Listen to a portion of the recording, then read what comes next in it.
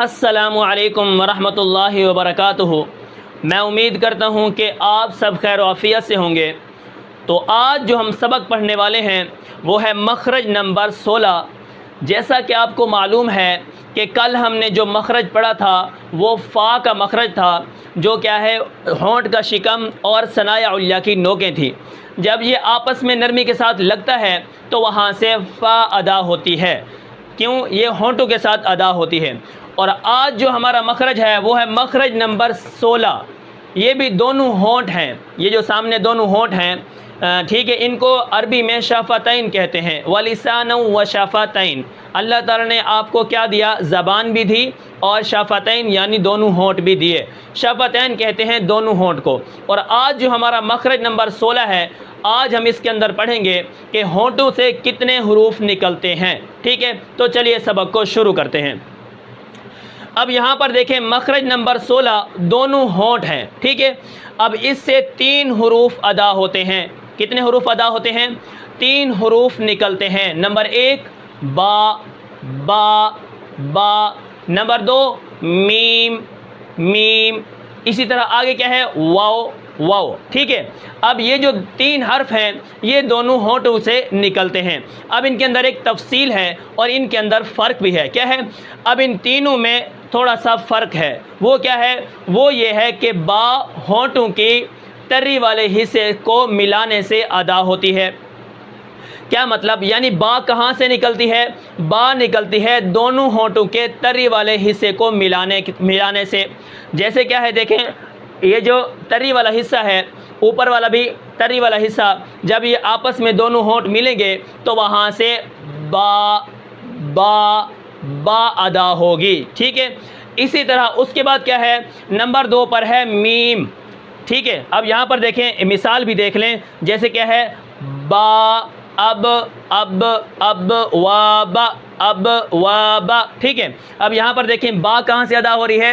دونوں ہونٹوں کو ملانے سے، اور وہ حصہ جو تری والا ہے اندر والا، با با، ٹھیک ہے۔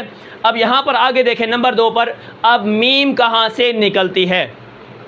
اب یہاں پر دیکھیں میم کہاں سے نکلتی ہے؟ میم نکلتی ہے ہونٹوں کے خشکی والے حصے کو ملانے سے۔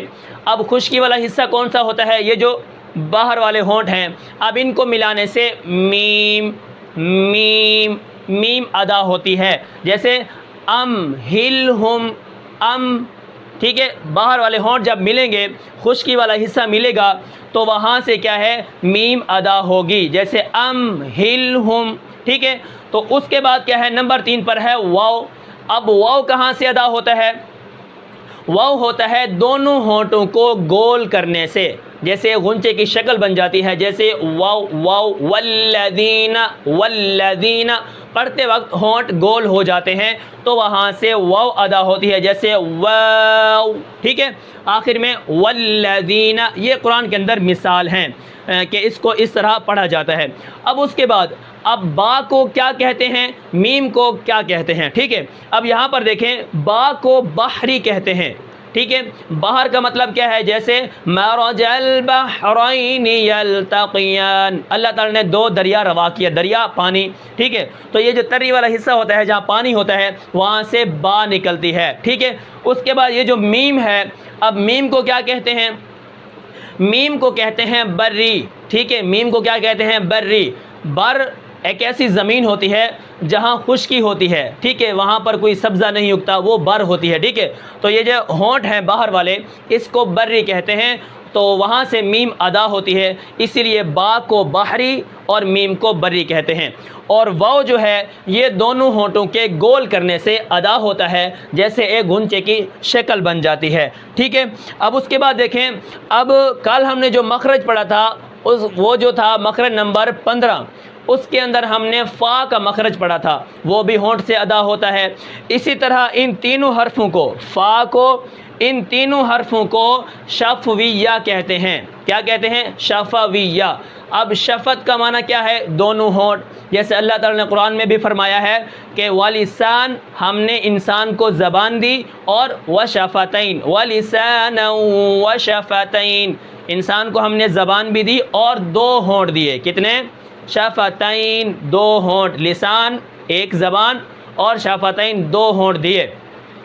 ٹھیک ہے، تو میں امید کرتا ہوں کہ آپ کو یہ سبق سمجھ آیا ہوگا جو میں نے آپ کو بتایا ہے کہ با کہاں سے ادا ہوتی ہے، میم کہاں سے ادا ہوتی ہے، واو کہاں سے ادا ہوتی ہے۔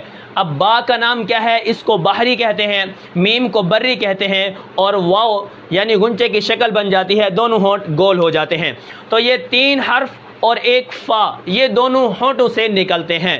ٹھیک ہے، ان کے اندر جو فرق ہے وہ بھی میں نے آپ کو بتا دیا ہے، اور اسی طرح آپ نے اب کیا کرنا ہے، ان کا جو فرق ہے وہ جان لینا ہے کہ با کہاں سے ادا ہوتی ہے، میم کہاں سے ادا ہوتی ہے، واو کہاں سے ادا ہوتا ہے، اور فا کہاں سے ادا ہوتا ہے۔ اگر آپ نے کل ہمارا مخرج نہیں دیکھا تو وہاں پر میرے چینل پر جا کر آپ دیکھ سکتے ہیں کہ فا کہاں سے نکلتی ہے، اور یہ تینوں حرف جو میں نے آج آپ کو بتائے ہیں اس کے مخرج کو بھی دیکھ لیں کہ یہ کہاں سے نکلتے ہیں۔ تو میں امید کرتا ہوں کہ آپ کو آج کا سبق سمجھ آیا ہوگا۔ پھر ملتے ہیں انشاءاللہ اگلے سبق میں، جو ہمارا آخری مخرج ہے، مخرج نمبر 17 خیشوم یعنی ناک کا بانسا، اس سے غنہ نکلتا ہے۔ تو میں امید کرتا ہوں کہ آپ کو یہ سبق سمجھ آیا ہوگا۔ پھر ملتے ہیں انشاءاللہ اگلے سبق میں، تب تک کے لیے مجھے اجازت دیجیے۔ اللہ حافظ۔